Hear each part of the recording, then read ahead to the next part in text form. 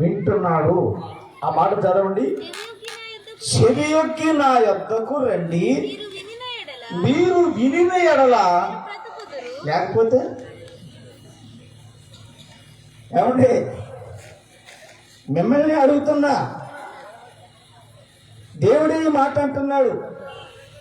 ఏమని? మీరు వినిన ఎడల బ్రతుకుతారు. మరి వినకపోతే దానికి ఆపోజిట్ ఏంటి? చస్తారనేగా. ఎలాగ వినాలంటండి? చెవి యొక్కి నా యొద్దకు రండి. వింటేనంటండి దేవుడు ఏం చేస్తాను అని అన్నాడంటే, నీతో నేను నిబంధన చేసుకుంటాను.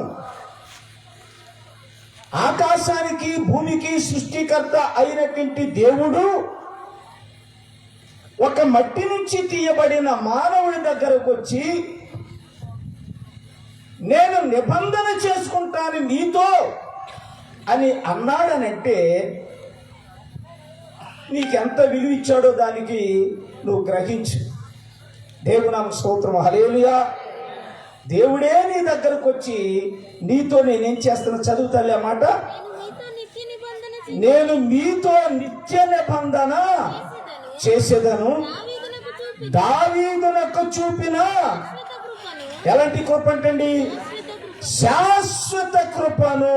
హల్లెలూయా. ఎంతకాలం ఉంటున్నది అని అంటే ఈ కృప కొంతకాలం ఉండి ఆ తర్వాత కనుమరుగైపోయేది కాదు. బైబిల్ అంతటిలో కూడానండి ఎక్కువ ఏ మాట ఉపయోగించబడినది అని అంటే కృప. ఏ మాట ఉపయోగించబడింది? కృప. అది ఎలాంటి కృప అంటే శాశ్వతమైన కృప. ఏ పాటలోనైనా చూడండి, సహజంగా కృప అనే మాట లేకుండా ఆ పాటకి ముగింపు అనేది ఉండదండి. ఏ దైవజనుడు ప్రేరణతో రాసినా ఆ పాటలో చరణాలలో ఎక్కువగా కృప అనే మాట ఉంటుంది. ఎందుకనంటే కృప కలుగునుగాక, కృప కలుగునుగాక. దేవునామ స్తోత్రం, హల్లెలూయా. నీ కృపే నన్ను బ్రతికించింది, నీ కృపే నన్ను నిలబెట్టింది, నీ కృప లేనిదే నేను బ్రతకలేను, నిలవలేను అని అన్నాడండి. అందుకని పౌలు ప్రతి పత్రికకి చివర ఏమన్నాడంటే, ప్రభు అయిన యేసు కృప మీకు తోడయుండునుగాక అని అన్నాడండి. అందుకని ఎలాంటి కృపని నేను మీకు ఇస్తాను అని అన్నాడనంటే, దావీదునకు చూపిన శాశ్వతమైన కృపను మీకు చూపిస్తాను అని అన్నాడండి. ఎప్పుడు చెప్పండి? ఎప్పుడు? చెవి యొక్కి ఆయన మాటలు ఏం చేసినప్పుడు అండి? ఆలకించినప్పుడు. అదే 50వ అధ్యాయము 5వ వాక్యంలో చూస్తే, 50వ అధ్యాయము 5వ వాక్యం, వినుబుద్ధి నాకు పుట్టించగా నా చెవికి వినుబుద్ధి పుట్టింపగా నేను ఆయన మీద ఏం చేయలేదంటండి? తిరుగుబాటు చేయలేదు. ఇప్పుడు మీరు తిరుగుబాటు చేయకూడదు. మీరు అటు ఇటు తిరుగుతున్నారు అని అంటే ఏం చేసినట్టు? తిరుగుబాటు చేసినట్టే. దేవుని సేవకులు చెప్తున్నప్పుడు వినకుండా పక్కలతో మాట్లాడుతూ ఉంటే ఏం చేసినట్టు? తిరుగుబాటు చేసినట్టే. కూటం జరుగుతుండగా పని పాట లేనోడు తిరుగుతారు చూడండి అటు చుట్టూ, అది ఏం చేసినట్టు? తిరుగుబాటు చేసినట్టే. తిరుగుబాటు అంటే ఏంటేంటో అనుకోవచ్చు, కాదండి. దేవుని పని జరుగుతున్నప్పుడు వినకుండా ఉండటమే తిరుగుబాటు చేయటం. ఆ మాటలు ఏం చేయాలంటే వినాలి. అందుకని వినుబుద్ధి నాకు పుట్టించగా నేను తిరుగుబాటు చేయలేదు అని యెషయా మనకి హెచ్చరిస్తున్నాడు. అందుకని గత 2 దినాలు మీకు చక్కటి వర్తమానాన్ని ప్రభువు అందించాడు. యేసు యొక్క రక్తం యొక్క శ్రేష్టతను గురించి గత 2 దినాలు మీకు అందించాను. అది ఎలాంటిదేనంటే ప్రియులారా, జరగబోయే విషయాలు ఏంటో మీకు ఈ రాత్రి సమయంలో కొన్ని విషయాల్ని పరిశుద్ధాత్మ ద్వారా మనం నేర్చుకుందాము. చూడండి, ప్రకటన గ్రంథము 19వ అధ్యాయము 11వ వాక్యాన్ని చదువుకుందాం. మరియు పరలోకము తెరవబడి ఉండుట చూచి తిని, అప్పుడు ఇదిగో తెల్లని గుర్రం ఒకటి కనబడి, దాని మీద కూర్చుండి ఉన్నవాడు. ఎలాంటి వాడు? అమ్మా మైకోటి ఇచ్చుకుని చదివితే మంచిది. దాని మీద కూర్చుండి ఉన్నవాడు ఎలాంటి వాడంటే నమ్మకమైన, చెప్పండి ఎలాంటి వాడు? మరి మనము చెప్పండమ్మా, మనమెవరము? ఆయనెవరు, మనమెవరు? పౌలు గారు ఒక మాట అన్నాడండి తిమోతితో. ఏమన్నాడంటే, మనము నమ్మదగని వారమైనను, ఆయన మాత్రం ఎలాంటి వాడంటే నమ్మదగిన వాడు. దేవుడు నాకు స్తోత్రం, హల్లెలూయా. ఆయన ఎలాంటి వాడు అంటండి, మన ఎవరు మన అన్నాడంటే, చూడండి పౌలు గారు తిమోతికి రాస్తూ ఆయన ఏమన్నాడంటే, చూడండి తిమోతికి రాసిన 2వ పత్రిక 2వ అధ్యాయం 13వ వాక్యంలో చూస్తే, మనము ఎవరు పని అంటే మనము నమ్మదగని వారమైనను, ఆయన మాత్రం ఎలాంటి వాడంటే నమ్మదగిన వాడు. హల్లెలూయా. నమ్మదగిన వాడే నలు దిశలా నెమ్మది కలుగా చేయువాడే. నమ్మదగిన వాడే నలు దిశలా నెమ్మది కలుగా చేయువాడే. నా జీవితము జీవితమంతా అనుసరించినడే. నా జీవితము జీవితమంతా అనుసరించినడే. నాకై నిన్ను వెళ్ళ సిలువలో నడిగారు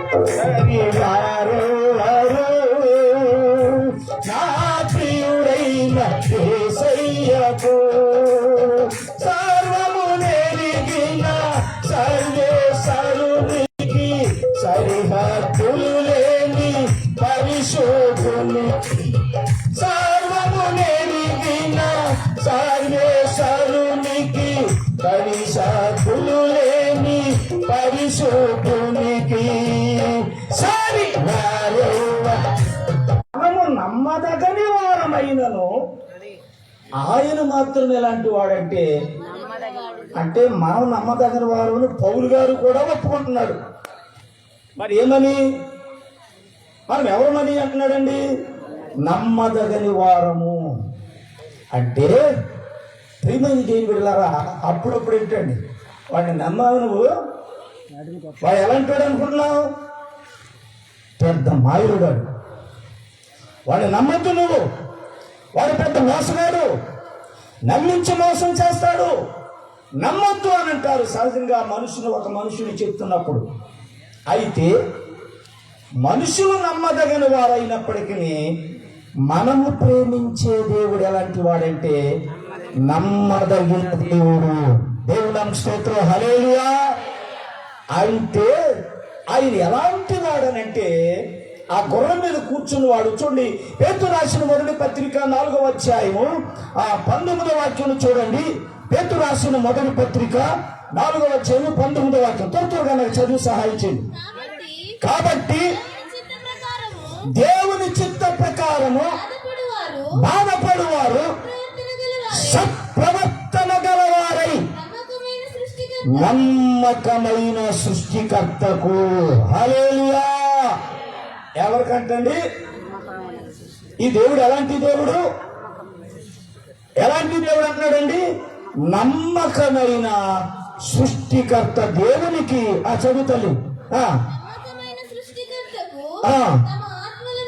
తమ ఆత్మలను ఏం చేయమంటాడంటండి, అప్పగించుకొనవలెను. అంటే మనం ఎవరికి అప్పగించుకోవాలి?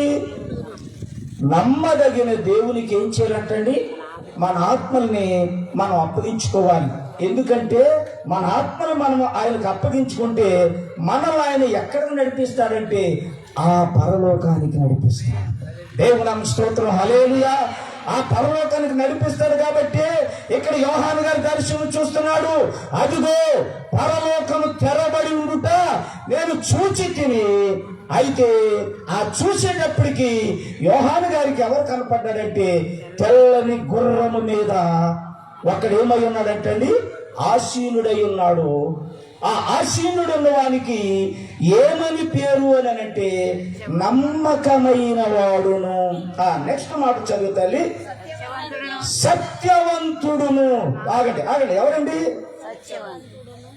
నమ్మకమైన వాడే కాదండి, ఇంకా ఎలాంటి వాడంటే సత్యవంతుడు. అంటే ఆయనలో ఏమున్నదంటే సత్యం ఉన్నది. సత్యము నువ్వు అని లేదు ఎక్కడ కూడా, ఏమండి? ఎక్కడైనా ఏమి లేదండి, సత్యము నువ్వు అని లేదు. సత్యము నువ్వు అని అంటే ఏంటి? ఎక్కువ మంది మనకేంటి ఒక్కొక్క పేరుని ఒక్కొక్క దేవాలయాలు కలిసి కట్టేశారు. ఆయనకి ఏ గుడి అని అంటే అది పలానా గుడి అండి, ఇది పలానా గుడి అండి అనే గుడి పేరు చెప్తే ఆ గుడిలో పేర్లు ఏం పేర్లు ఏంటి పేర్లు చెప్తారండి. మరి మనకి సత్యనారాయణ అనే పదము చెప్తే ఏ గుడి గుర్తుకు వస్తుందండి? అన్నవరం గుర్తు వస్తుందండి, అంతే కదండి. అంటే అక్కడ ఏమున్నది, ఎవరు ఉన్నారని వారి యొక్క అభిమతం అని అంటే సత్యనారాయణ అక్కడ ఉన్నాడు అని, సత్యనారాయణ అక్కడ ఉన్నారని నమ్మకంతో వాడు వెళ్తున్నారండి. మరి మనం సేవించే దేవుడు ఇక్కడ ఎవరు అంటే సత్యవంతుడు అని ఒక్కడే ఉంటారు, కానీ సత్యవంతులు అనే మాట ఎక్కువ మంది లేరు. అంటే ఒక్కడే ఎవరనంటే ఆ సత్యవంతుడు మన ప్రభు అయిన యేసుక్రీస్తు. పిలాతు అడిగాడు, ఏమన్నాడు?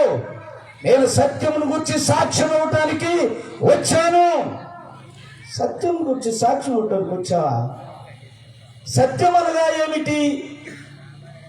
పిలాతు అడిగాడండి యేసుని, సత్యం అనగా ఏమిటి అని అడిగినప్పుడండి, అంటే సత్యం అనగా ఏమిటి అని అడిగాడంటే ఆయనకి ఏం తెలియదండి, సత్యం అంటే ఏంటో కూడా.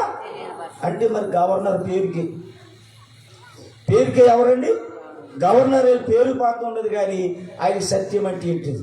అందుకని మన పూర్వీకులు సత్యమును గురించి తెలుసుకోవాలి అని, ఆ సత్యవంతుడు ఎవరో తెలుసుకొని ఆయన ఆరాధించాలని మన పూర్వీకులు ఏం చేసినారంటే అసతోమా సద్గమయ, తమసోమా దుర్గమయ, మృత్యోర్మా అమృతంగమయ, ఓం శాంతి శాంతి శాంతి అనేది మన పూర్వీకులు వేద ఋషులు ఏం చేసినారంటే, ఓ దేవా మేము అసత్యములో ఉన్నాము, మమ్మల్ని ఎందులోనికి నడిపించు, సత్యములోనికి నడిపించు అని అన్నారండి.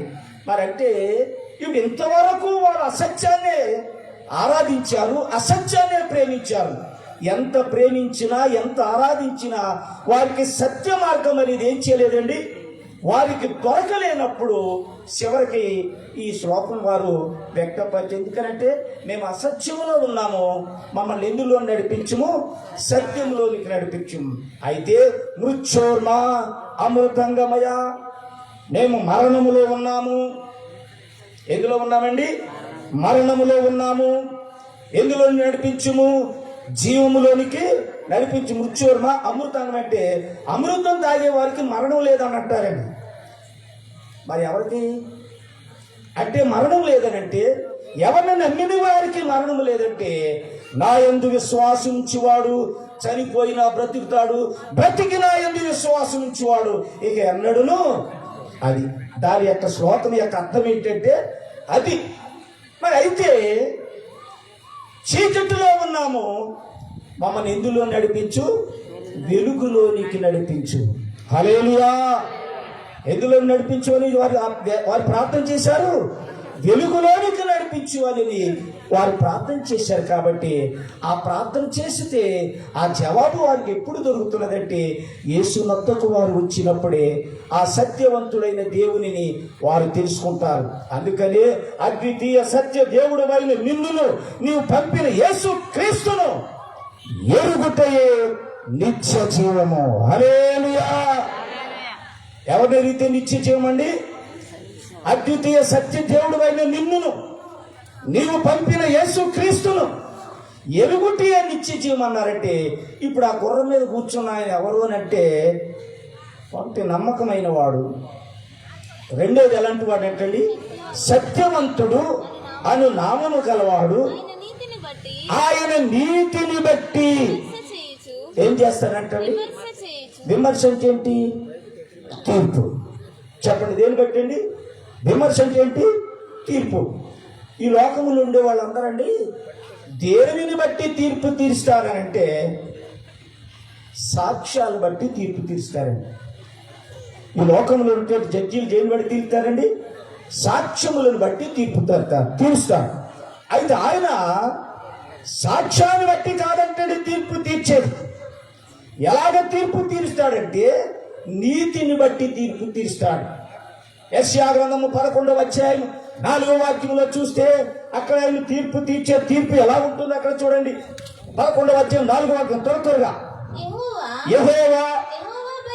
యెహోవా భయము అతనికి ఇంపైన సువాసనగా ఉండును. కంటి చూపును బట్టి. ఈ మధ్య డైలాగ్ ఎక్కువైపోయిందండి. ఏం డైలాగ్ అండి? దేంతో చంపేస్తారంటండి? ఓ,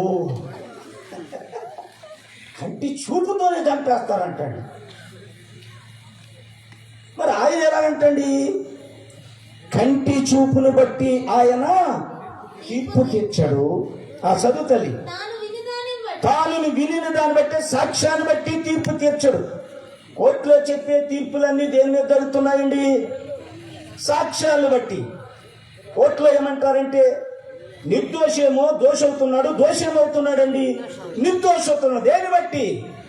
సాక్ష్యం బట్టి. 100 రూపాయలు పెడితే సాక్ష్యం చెప్పేవాడు వచ్చేవాడు ఉన్నాడండి. వాడు చూడకపోయినా ఏమంటాడండి? నేను చూశాను అని అంటాడండి.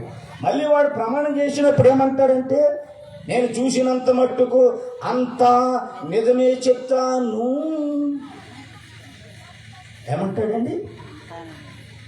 నేను నిజమే చెప్తాను అని అంటే అది చెప్తానన్నట్ట.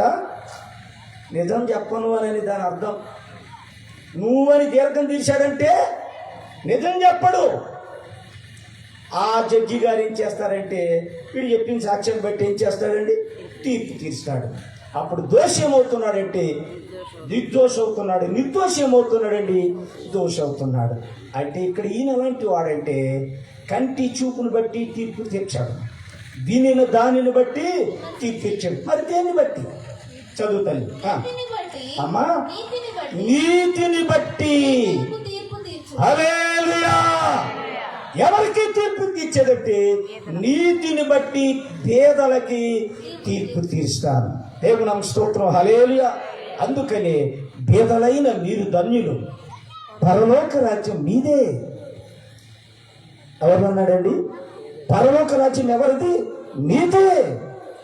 అయితే ఆ గుర్రం మీద కూర్చున్న ఆయన ఎలాంటి వాడని ఉన్నది కాబట్టి నలుదిక్కుల నుండి ఆయనకి ఎలాంటి పేరు వస్తున్నది అంటే నమ్మకమైన వాడిని పేరు వస్తుంది, సత్యవంతుడని పేరు వస్తున్నది, నీతిని బట్టి తీర్పు తీర్చేవాడిని పేరు వస్తున్నది. అంటే ఆయన నామము భూలోకమంతటా కూడా ఏం చేయబడుతున్నదంటే ప్రశంసించబడుచున్నది, కొనియాడబడుచున్నది. అందుకనే బేతనీ గ్రామంలోనికండి యేసు ప్రభుల వారు వచ్చినప్పుడండి సీమోని ఇంటికి ఎవరిని పిలిచారండి? యేసు ప్రభువుని ఆయన శిష్యుల్ని పిలిచారండి. పిలిచినప్పుడు 12 మంది శిష్యులు ఆయన వచ్చారండి. యేసు విందు ఆరగిస్తున్నప్పుడు అండి పిలిచిన వాళ్ళకి ఇచ్చి ఇందు ఆరగిస్తారా? పిల్లల కూడా వచ్చి ఇందు ఆరగిస్తారా? పిలిచిన వాళ్ళే వచ్చి ఇందు ఆరగిస్తారండి. మరి పాపాత్మురాలైన స్త్రీ ఎవరు పిలిచారు ఈమెని? ఏమండి, ఈమెని ఎవరు పిలిచారు? ఎవరు పిలిస్తే ఆ విందుకి ఈమె వచ్చింది. అప్పుడు ఆ సీమోన్ అంటున్నాడు, ఈయన ప్రవక్త అయిన ఎడలా ఈమెను ముట్టుకున్న స్త్రీ ఎట్టిదో, ఎలాంటి జీవితము జీవిస్తున్నదో అది నీకు తెలుస్తుంది. అప్పుడు తెలిసినప్పుడు ఈయన ఏం చేయడంటే ఆ స్త్రీని ఏం చేయనివాడు, ముట్టుకోనివాడు అని తన మనసులో తాను అనుకున్నాడండి.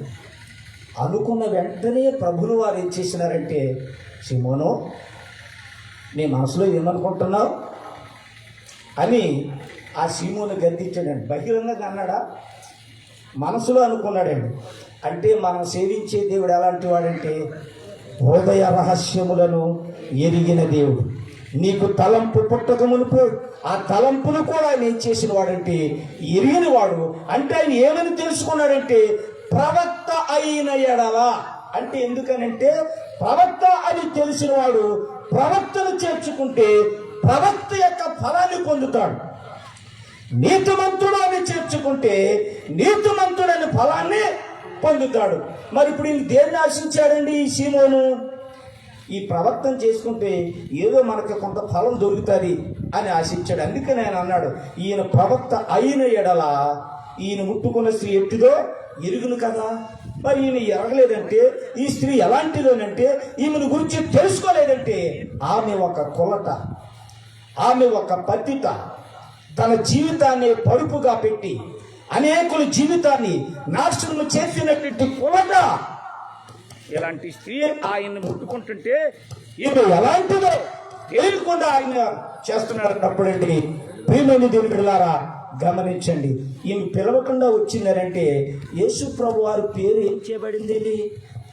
యేసు ప్రభు వారి పేరు ఏం చేయబడింది? నీ పేరు ఎలాంటిది అని అన్నాడంటే, పరమగీతముల గ్రంథం 1:2 చూస్తే, నీవు పూసుకొని పరిమళ తైలము సువాసన కలది, నీ పేరు పోయబడిన పరిమళ తైలముతో సమానము. హల్లెలూయా. ఆయన పేరు ఎలాంటిది అంటండి? ఎలాంటిది అనంటే పరిమళ తైలముతో సమానం అంటండి. అంటే బేతనీయ గ్రామం వస్తున్నాడనంటే ఆ పరలోకము నుంచి భూలోకానికి వచ్చిన ఆ శరీరధారి అయినటువంటి యేసు క్రీస్తు యొక్క నామము ధరించిన ఆయన ఆ గ్రామానికి వచ్చేటప్పటికి, ఆ ఇంట్లోకి వచ్చేటప్పటికి ఆ వాసన ఎక్కడికి వెళ్ళిందండి? బేతనీయ గ్రామం వెళ్ళిపోయింది. అమ్మో, ఇంత పవిత్రుడైనటువంటి వాడు, ఇంత సువాసన కలిగినటువంటి వాడు వచ్చాడు అని ఆ స్త్రీ తెలుసుకొని ఏం చేసిందంటే తన పాపపు జీవితానికి స్వస్తి చెప్పి యేసు ఉన్న ఇంటికి వచ్చింది. యేసు ప్రభు కూడా పిలవలేదు, ఆమె ఇంటి ఆయన కూడా పిలవలేదు. మరి ఎలాగొచ్చిందంటే ఆయన నామం ఎలాంటి నామం అండి? ఎలాంటి నామం అన్నది సోలమితి ఏమంటుంది? నీవు పూసుకొను పరిమళ తైలము సువాసన గలది, నీ పేరు పోయబడిన పరిమళ తైలముతో సమానం. పోయబడినంటే ఎక్కడి నుంచి పోయబడింది? పైనుంచి. స్తోత్రం. యేసు ప్రభు ఎక్కడి నుంచి వచ్చాడు? పైనుంచి వచ్చాడు. మనుషులలో నుంచి వచ్చిన వాడు కాడు. అందుకని ఆయన అన్నాడు, నేను ఈ లోక సంబంధిని కాను, పరలోక సంబంధిని. మరి మీరెవరు? ఈ లోక సంబంధులు.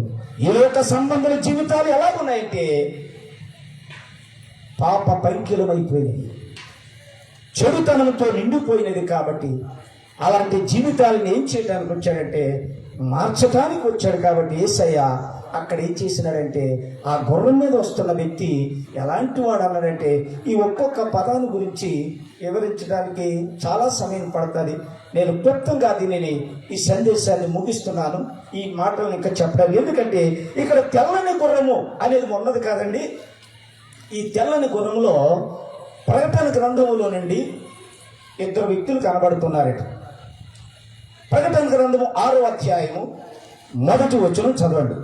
ఆ గొర్రె పిల్ల ఆ 7 ముద్రలలో మొదటి దానిని విప్పినప్పుడు నేను చూడగా ఆ 4 జీవులలో ఒకటి రమ్ము అని ఉరుము వంటి వంటి స్వరము చెప్పగా వింటిని, మరియు నేను చూడగా ఇదిగో ఒక తెల్లని గుర్రము కనబడెను. దాని మీద ఒకడు కూర్చుండి ఉండెను. అతనికి ఒక కిరీటమియ్యబడెను. అతడు జయించుటకు వెళ్ళెను. ఆగుతాను, జాగ్రత్తగా వినండి. గొర్రె పిల్ల అంటండి ఆ మొత్తులను తీసుకొని విప్పిందంటండి. చాలా మంది ఈ ప్రకటన గ్రంథాల గురించి చాలా మంది వ్యాఖ్యానకర్తలు ఏం చేస్తున్నారంటే, నేను ఒక మాట చెప్తానండి. లోకంలో ఒక సామెత ఉన్నది, ఎర్రజీర కట్టుకున్న ప్రతి ఆమె నా భార్య ఒప్పుకుంటారండి. మీ భార్య ఎర్రజీర కట్టుకుంటే ఇష్టపడతారా? అలాగే ఇక్కడ కూడా ఏంటి ఇలాంటి చేస్తున్నా, ఎందుకు అయిపోతుంది? డిస్టర్బెన్స్ ఉండకూడదు. అయితే బైబిల్లో తెల్ల చీర కట్టుకున్న వాళ్ళందరూ కూడా ఆ ఎర్ర చీర కట్టుకున్న వాళ్ళందరూ నా భార్య అనుకుంటే ఎవరు ఒప్పుకోరండి. అలాగే ఇక్కడ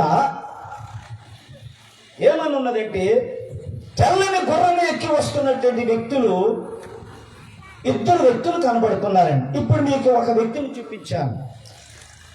ఇదే ప్రకటన గ్రంథం 6వ అధ్యాయంలో ఒకడు విల్లు పట్టుకొని ఉండేను, దాని మీద కూర్చున్నాడు. ఏం చేయటానికంటే జయించుటకు, ఏం చేయటానికంటండి? జయించుటకు బయలు వెళ్ళాను. హల్లెలూయా. ఏం చేయడానికి వెళ్ళాడంటండి? జయించటానికి వెళ్ళాడంట. ఇప్పుడు ఈ తెల్లని గుర్రం మీద కూర్చున్న వ్యక్తి, ప్రకటన గ్రంథం 19వ అధ్యాయంలో 11వ వచనంలో కూర్చున్న వ్యక్తి, ఇద్దరు ఒక్కరేనా వేరువేరా? ఏమండి, ఒకే వ్యక్త వేరు వేరు వ్యక్తుల? చెప్పాలి. ఒక్క వ్యక్తి కాదు, వేరు వేరు వ్యక్తులు. ఎందుకనంటే అక్కడ విప్పిన వ్యక్తి గొర్రె పిల్ల అన్నది. ఆ గొర్రె పిల్ల ఆ ముద్రలు తీసుకొని ఏం చేసినండి? విప్పాను అని అన్నాడు. విప్పిన తర్వాత చేసింది 4 జీవులలో ఒక జీవి. అది ఏమిటంటే, మొదటి జీవి సింహము వంటిది. ఆ సింహం వంటిదంటే యేసు ప్రభువు వారు ఎవరంటే యూదా గోత్రపు సింహము. హల్లెలూయా.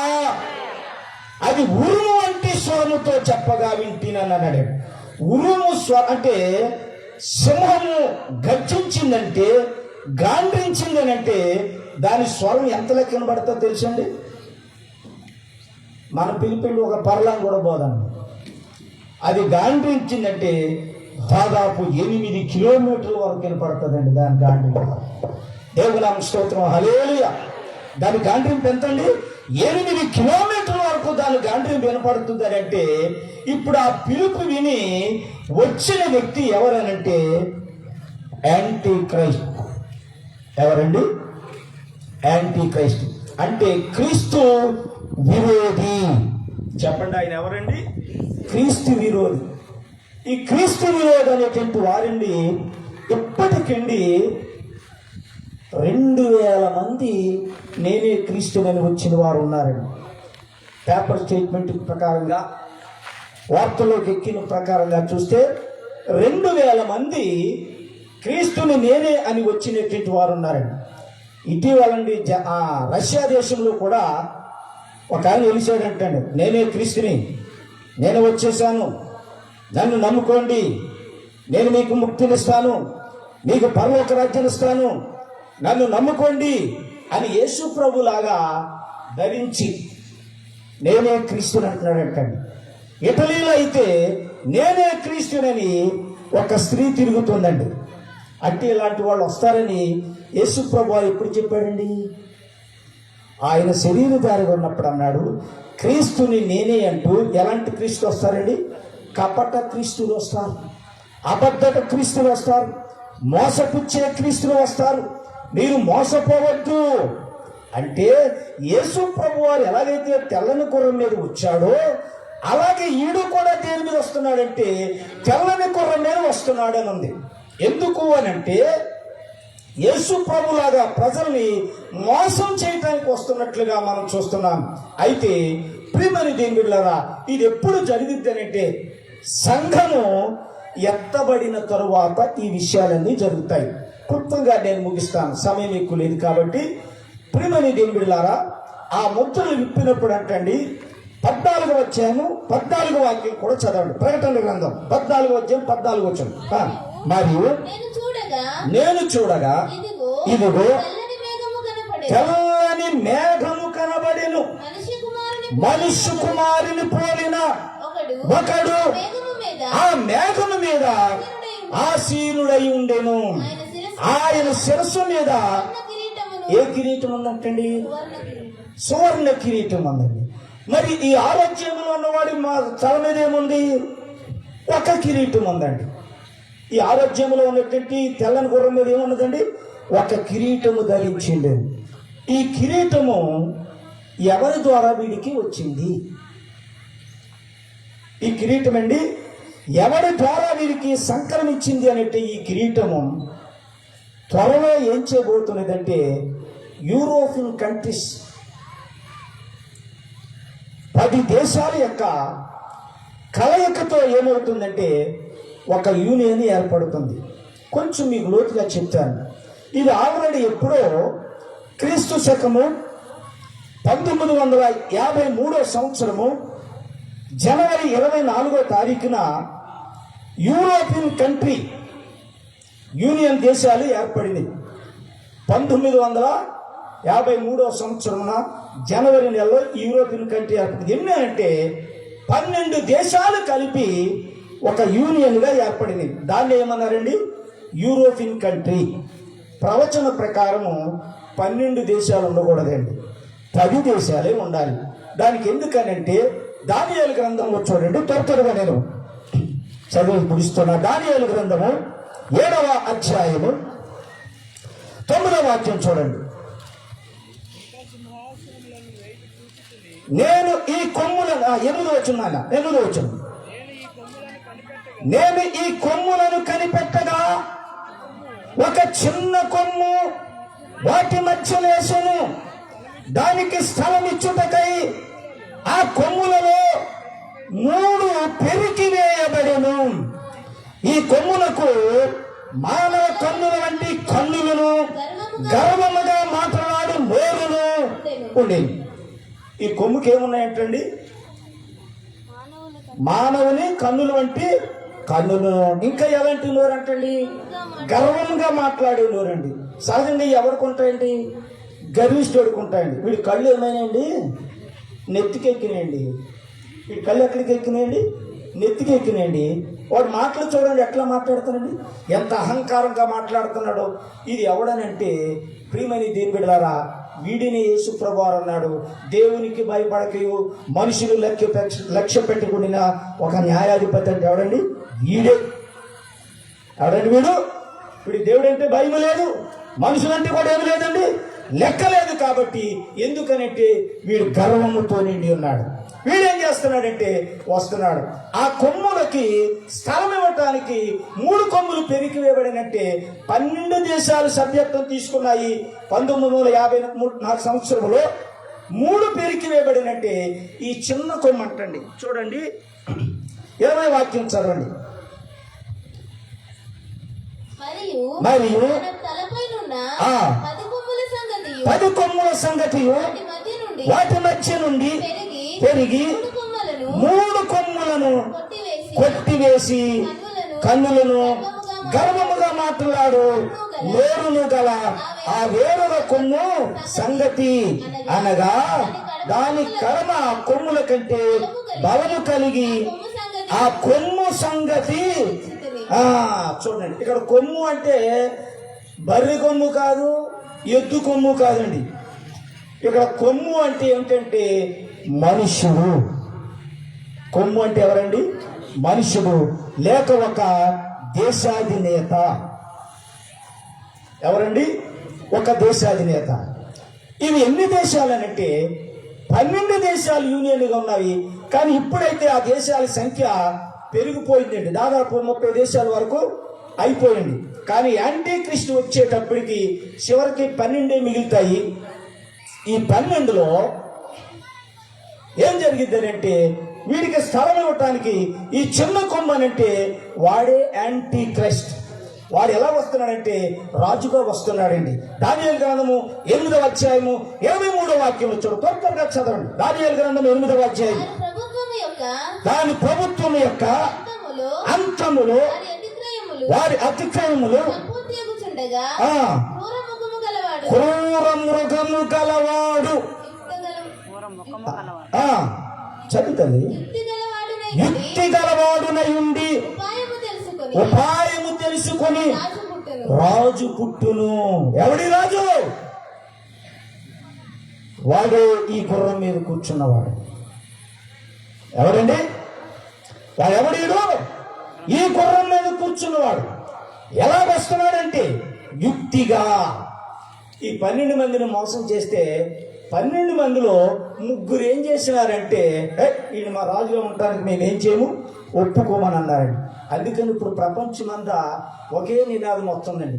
ఏమిటి ఆ నినాదం అంటే ఒకే కరెన్సీ, ఒకే ప్రభుత్వం, ఒకే రిలీజియన్. ఏంటండి? ప్రపంచమంతా ఏముండాలి?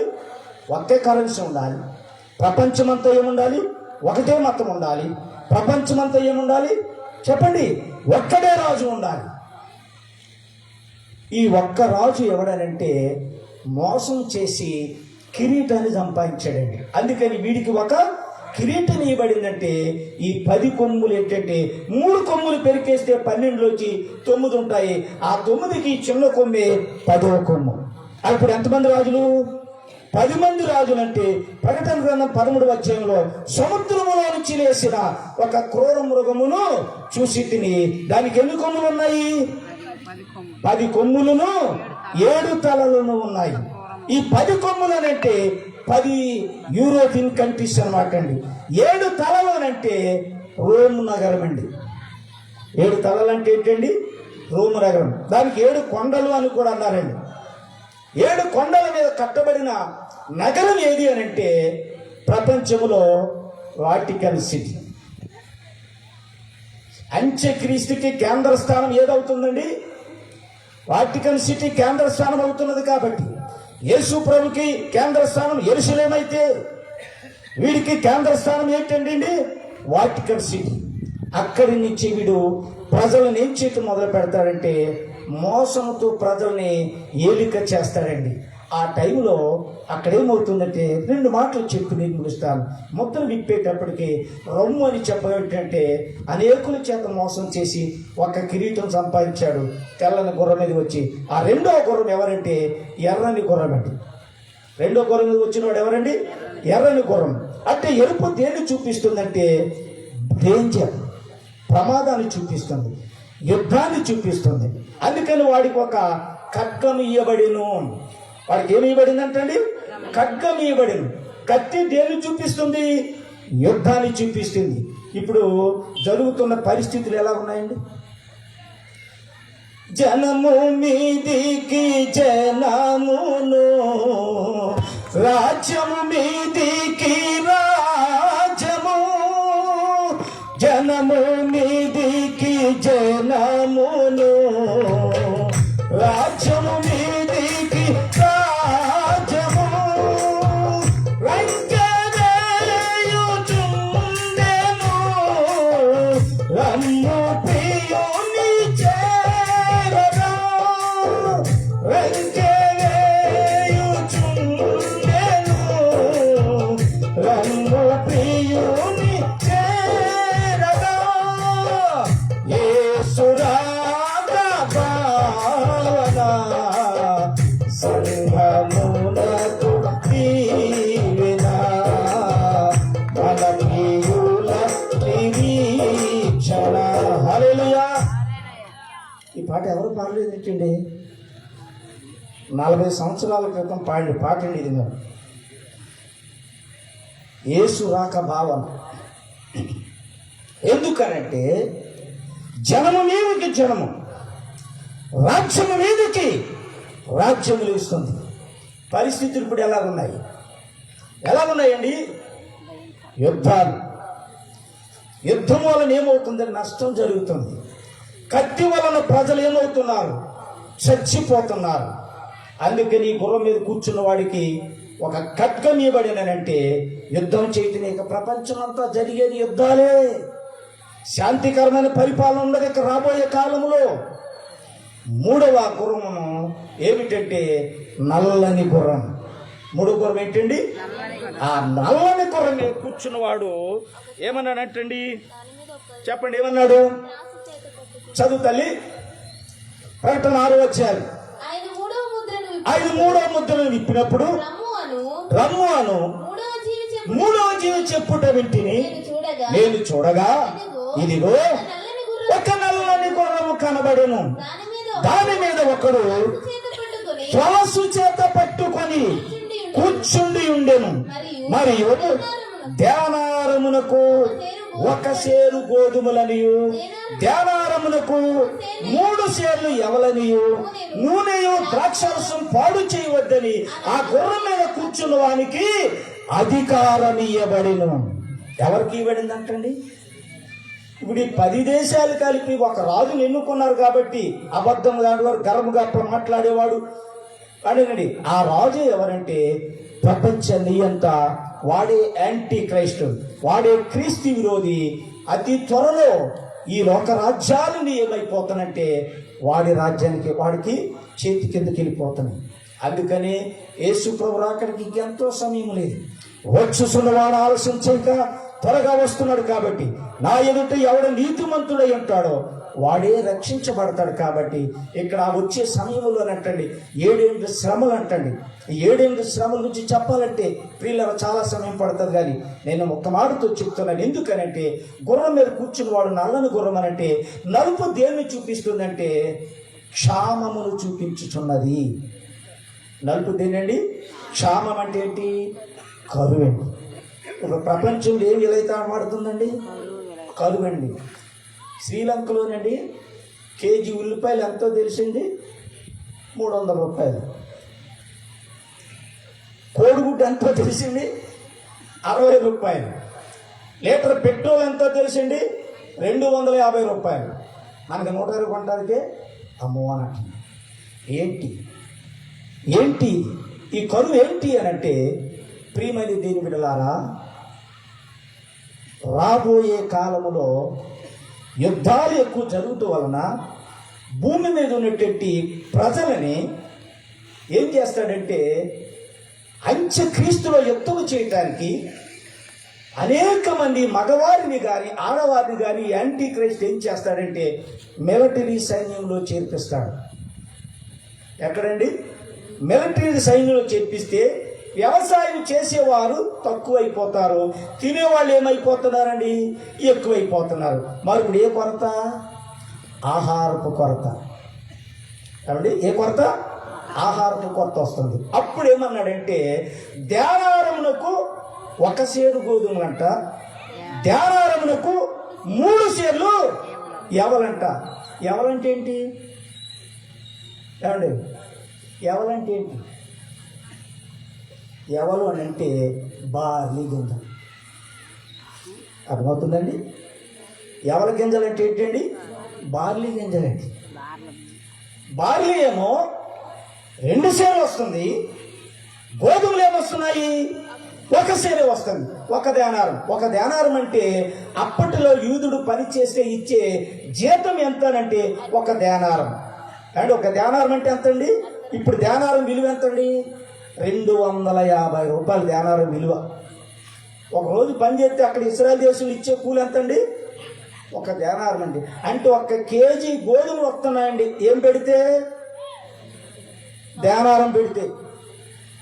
ఈ కేజీ గోధుమలు తింటూ ఇక దీనికన్నీ ఎచ్చాలి అన్నీ ఎట్లా వస్తాయి? మరి నీళ్ళు అంటారా? ఎలాగ తాగాలని అంటే ప్రియమైన దీని బిడ్డలా ఒక్క మాట చదివించి ముగిస్తాను.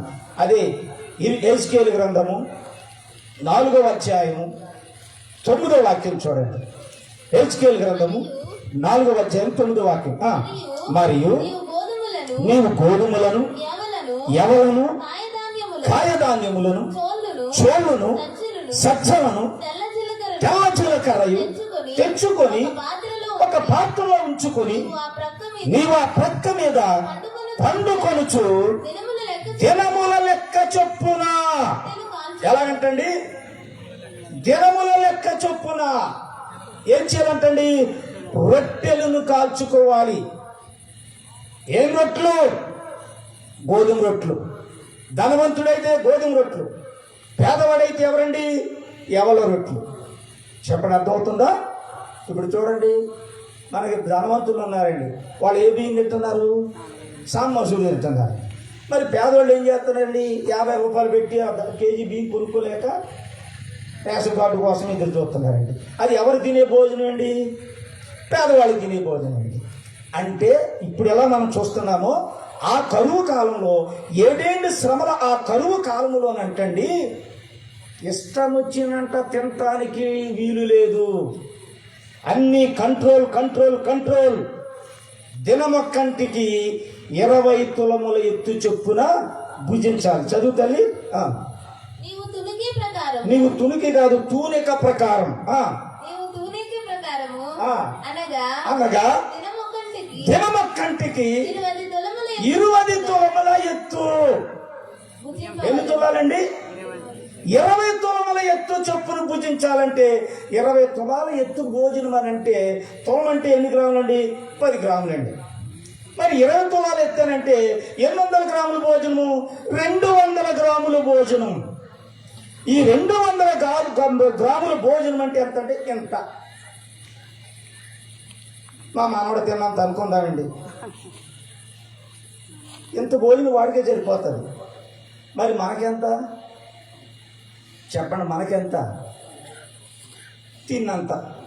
ఇప్పుడు ఎంత తినాలన్నాడంటే 20 తులముల ఎత్తు చొప్పున దినమొక్కంటికి. అంటే ఈ 20 తులముల భోజనం అంటే 200 గ్రాములు భోజనము 3 పూటలు తినాలంటే ఒక ముద్ద ఒక్కొక్క పూటకి. అర్థమైందండి? అదే అదే ఆ రోజు యేసయ్య ఉగ్రత రోజు, 7 ఏళ్ల శ్రమల రోజు, పాపులంతా ఏడ్చే రోజు. అదే అదే ఆ రోజు, తల్లి జాడ పిల్లకు లేక, పిల్లగాడ తల్లికి రాక.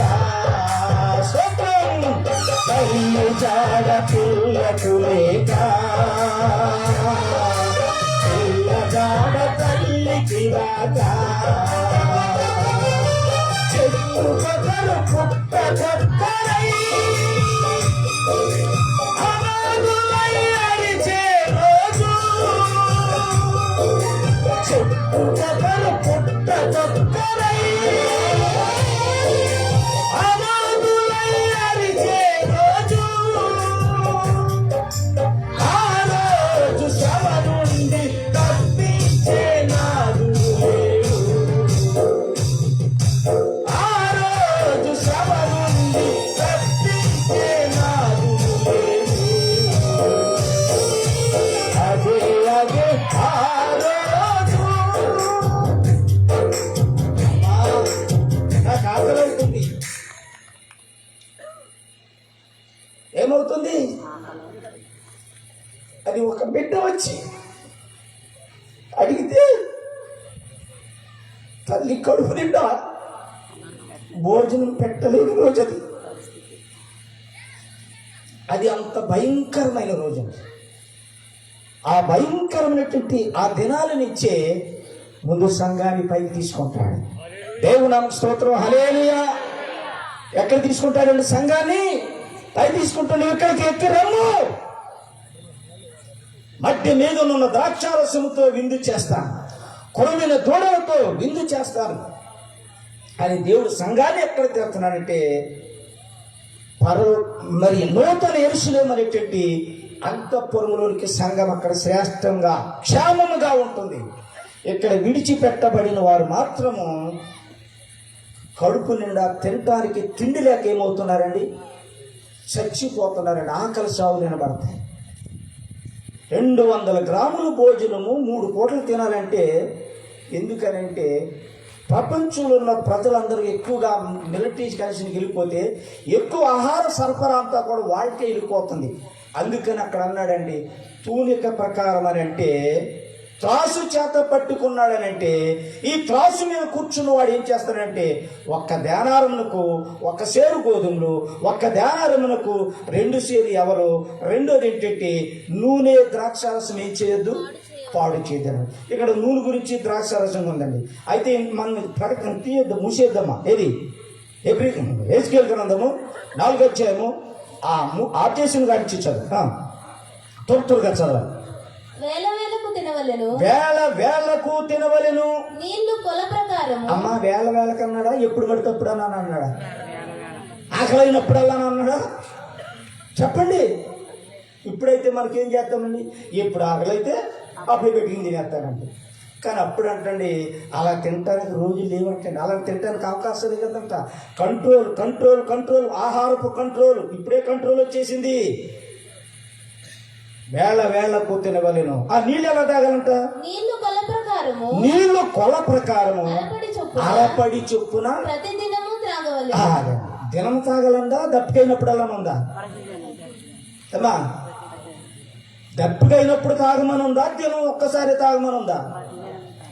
దినం ఒక్కంటికి ఎంత అంటది? పడా అరపడా? అరపడి అంటే ఎంత ఏమండి? అరపడి ఎంత అంట? ఇది పడి, ఇది పడి, ఇది ఎంతండి? అరపడి. ఇందులో ఎన్ని నీళ్ళు ఉంటాయి? పూజారి తీర్థం పోతే ఏమండి? పూజారి తీర్థం పోతే ఎంత ఉంటుందండి? అంత తిని ఇట్లా అనుకోవాలి. అంటే ఈ నీళ్ళతో నీకు దప్పి తీరుతుందా? చూడండి, నీటి కొరత ఇప్పుడే వచ్చేసింది. నీటి కొరత ఎందుకు వచ్చింది? నీటి కొరత అంటే వివరించడానికి సమయం లేదు, తర్వాత చదువుకోండి. ఇర్మియా గ్రంథం 50వ అధ్యాయం 38వ వాక్యంలో, ఇర్మియా గ్రంథము 50వ అధ్యాయము 38వ వాక్యంలో నీటి కొరత రాబోతున్నది అని అన్నారు. చదివేసి 50వ అధ్యాయము 38వ వాక్యం. నీళ్లకు ఎద్దడి తగులును, అది ఇంకిపోవును, చెక్కబడిన ఏ దేశం అంటండి? ఎందుకని నీళ్లు తగ్గిపోయినవి? ఏ దేశం అండి? చెక్కబడిన విగ్రహములు గల దేశం. అంటే ప్రపంచంలో ఏ దేశంలో లేనటువంటి విగ్రహారాధన ఎక్కడ ఉందండి? మన భారతదేశంలోనే ఉందండి. అందుకని ఏ దేశానికి నీటి కొరత లేదండి, మన దేశానికే వచ్చింది నీటి కొరత. అందుకే లీటర్ బాటిల్ ఎంత అండి? లీటర్ బాటిల్ ఇప్పుడు ఎంత అమ్ముతున్నారండి? 15 రూపాయలు అమ్ముతున్నారు కదా. ఇక రాబోయే కాలంలో 250 రూపాయలు అమ్ముతారన్న ఆశ్చర్యపోవలసిన పని. ఎందుకంటే నీళ్లు దొరకవు. నీళ్లు దొరకక, తినడానికి తిండి దొరకక ప్రజలు ఏమవుతున్నట్టే చచ్చిపోతున్నారు. అది 7 ఏళ్ల శ్రమల కాలంలో. ప్రియమైన దీని విడలారా, ఆ శ్రమల రాక మునిపి సంఘాన్ని ప్రభు తీసుకుపోతున్నాడు. దానికి సిద్ధపడదాం. ప్రార్థన చేసుకుందాం. కొత్తగా చిన్న ప్రార్థన చేస్తాం. పరిశుద్ధుడు అయిన మా పరమ తండ్రి, ఇంతవరకు నీ వాక్యం ద్వారా మీరు మాతో మాట్లాడేందుకు నీ స్తోత్రాలు. ఎత్తబడిన వాక్యం ప్రతి విషయంలో 100 అంతలుగా ఫలించుటకు సహాయం చేయమని యేసు నామమున ప్రార్థన చేస్తున్నాం తండ్రి.